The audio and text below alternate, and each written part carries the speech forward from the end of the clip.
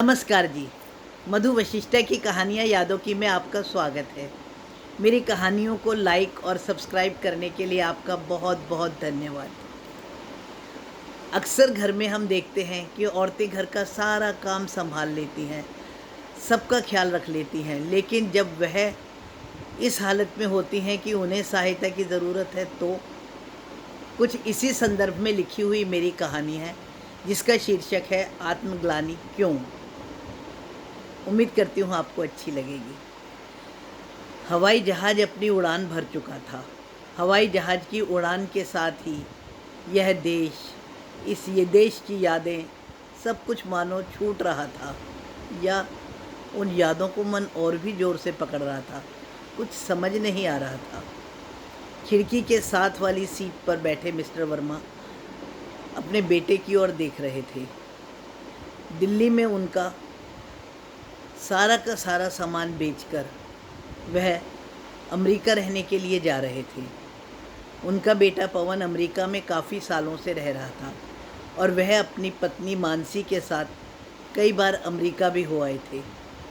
अभी लगभग पिछले 7 सालों से उनका अमेरिका जाना नहीं हुआ था और पवन भी दिल्ली में नहीं आया था।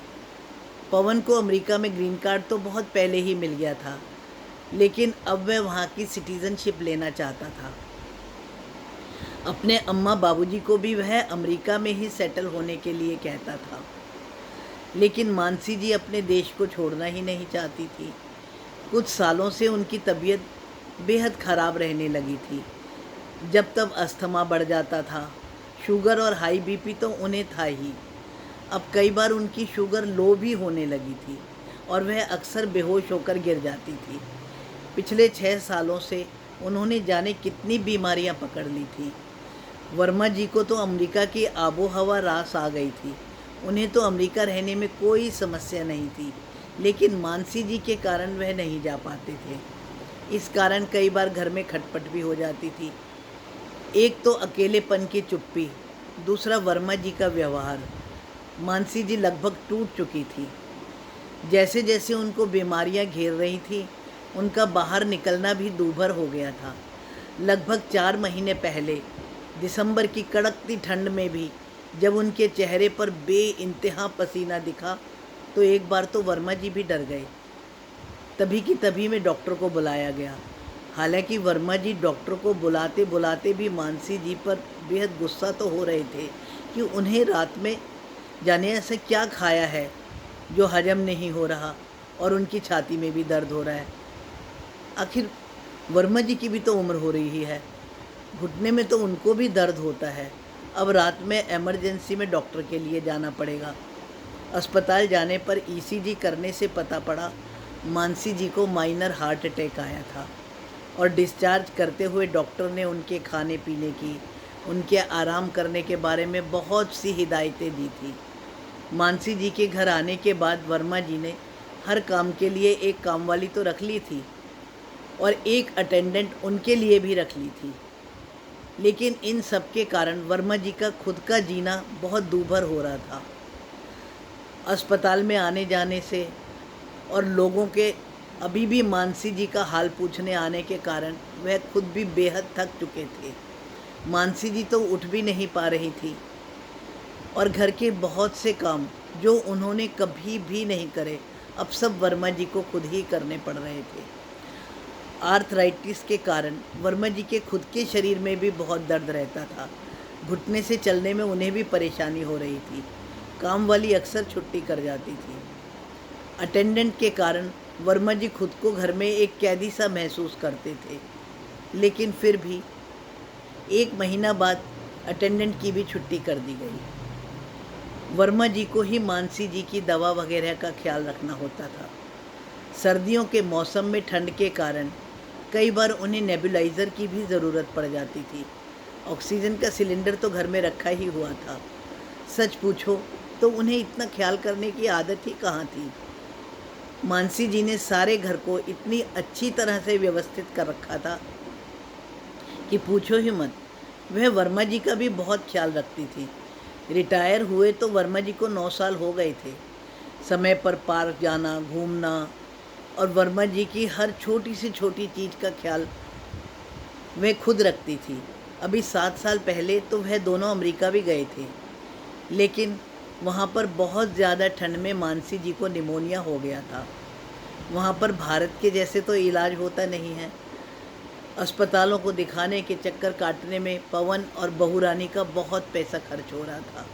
पवन के दोनों बच्चे खुद भी व्यस्त ही रहते थे।